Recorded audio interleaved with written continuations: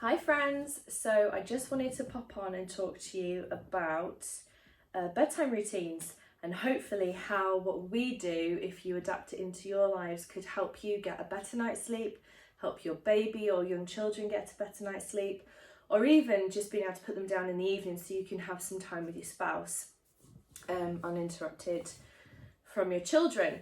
So from I think day 5, day 7, when our babies were first born, I just top and tail them. Whilst their cord is still disgusting, I just top and tail them. From about 5 to 7 days old, when that drops off, they instantly go into the bedtime routine that even Maya Rose still does now. So our bedtime routine looks like this. At around the same time every day. So this obviously is difficult if you have, if you want to go out for dinner or if you're going out to see someone. So if we go to Manchester and see our family, we try to keep our bedtime routine, but you guarantee those nights that, we're up late or we don't quite stick to this routine, that some of them or all of them will necessarily not have the best night's sleep, or, the babies will wake up not long after we put them to bed. So around 7 o'clock, and try and keep it to within an hour. So if it between 6 and 7 or between 7 and 8 o'clock, we start bath time. So they have a really nice warm bath. And not all babies like the water. Yeah. And they don't enjoy bath time. So to combat this, make it fun. But at the same time, you don't want to overstimulate your children when you are trying to get them into a bedtime sort of mindset. So you can make it fun by putting some lavender bubble bath in the bath, some bath toys. You can get really cool bath toys that stick on the side of your bath that create bubbles and make nice music and things like that. So something like that. If your baby's really unsure and really distressed, jump in the bath with them. There's nothing to say that you can't jump in the bath with your baby to help reassure them until they get used to it. And it's a really nice bonding thing to do as well with your baby. So bath time. And bath time, sometimes it's a really quick in and out bath if we're running behind or there's something going on or it's a busy evening. Generally, we try to keep bath times 15 minutes to half an hour. The longer they're in there, they're in the lovely warm water, they're playing. Don't put lots of music on. Don't use loud voices. Try and keep it low. Keep it fun. And just let your baby have a lovely bath. Let them splash, let them play. And then obviously out into a lovely warm towel, into a room. We like to put some sort of nursery rhymes on or something that the children enjoy listening to. But again, nothing that is really overstimulating or like Baby Shark or Gangnam Style, something that's going to make them want to dance and get them really overly excited. Keep it really low and, something nice. Something, even some sort of like classic. Maybe lullabies. Yeah, lullabies, some sort of classical music. Just something nice that will just soothe your baby, because again, our current youngest, doesn't like getting dressed and she screams her head off as soon as we try to put clothes on her. Tries to take them back off, doesn't she? Tries to take them back off. And then trying to get her ready, whilst we're getting our toddler ready, it's a minefield. So you try and keep the environment as nice and calm as possible. If you're feeling stressed, they'll feel stressed. So try and stay calm. It's just a temporary moment in the bedtime routine. So try and stay nice and calm. Lots of cuddles. If you have the time and you want to, another great bonding exercise to do at bedtime is baby massage. It doesn't have to be a long-winded process, just some sort of nice lavender smelling oils that is good for baby's skin. There's loads out on the market that you can get. We have. And just rubbing down baby, it's really great for their skin. It rehydrates them. Again, we bath them. This is our every single day. So obviously going into a bubble bath, we don't necessarily wash them every single day, but we have this very strict bedtime routine.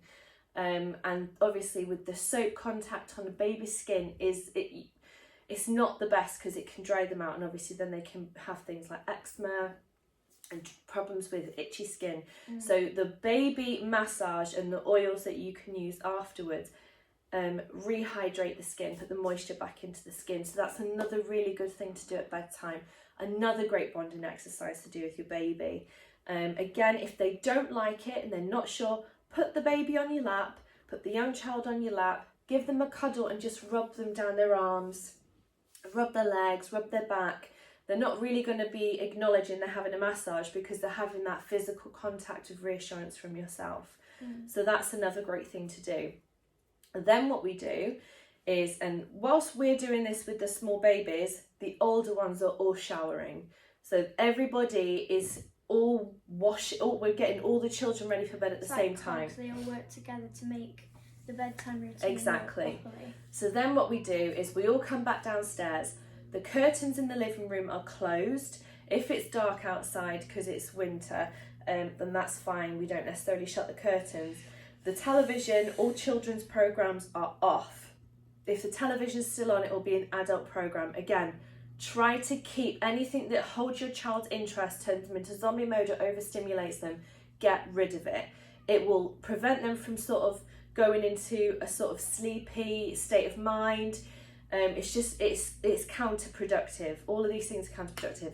No radios on, we don't have anything like that. If anybody acts up or is silly, we take them to one side and we speak to them about it. You try to keep as calm, keep very low voices if you can, and everything, as soon as we get to the bedtime routine, everything becomes really as serene and as calm as we can make it, because it really helps with the babies to get into this bedtime mindset, and it's easier to put them down. They go to sleep much quicker. Then we go into supper time. Supper time is usually around 8 o'clock in our house, and they will have some porridge, some toast, some sort of cereal. Try and stay away from anything chocolatey, anything full of sugars. Try and stick to warm, milky things like porridges. Porridges are very good before bed to fill you up nice and warm. Yeah. Hot chocolates, alternatives, like Ovaltine, or just warm milk for sort of toddlers, but even the toddler, porridge, cereal, toast, anything like that. And it just helps fill their tummies up. If we don't give our children supper before bed, even if they've had a huge dinner, they won't go to sleep because they are so routined into this bedtime routine and they don't settle very well.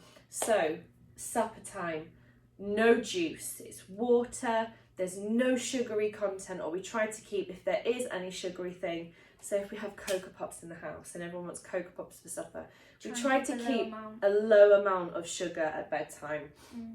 So then they have, minimal stimulants at bedtime.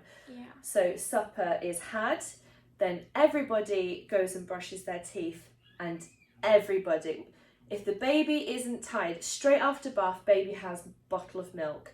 If she isn't asleep, she stays downstairs with us whilst we get all the older ones to bed. Guarantee by the time we finish tucking the older children in, she will have fallen to sleep. And then she's just coming up to 1, and she has been like this since tiddly. And then she goes down to bed. Obviously, with a small new baby, that baby is only going to give you, some babies an hour and a half, some babies want to feed every hour, some babies want to feed every 3 hours. It just depends on your baby's routine of feeding habits. If you have a brand new baby and they are going through a growth spurt, they are going to cluster feed.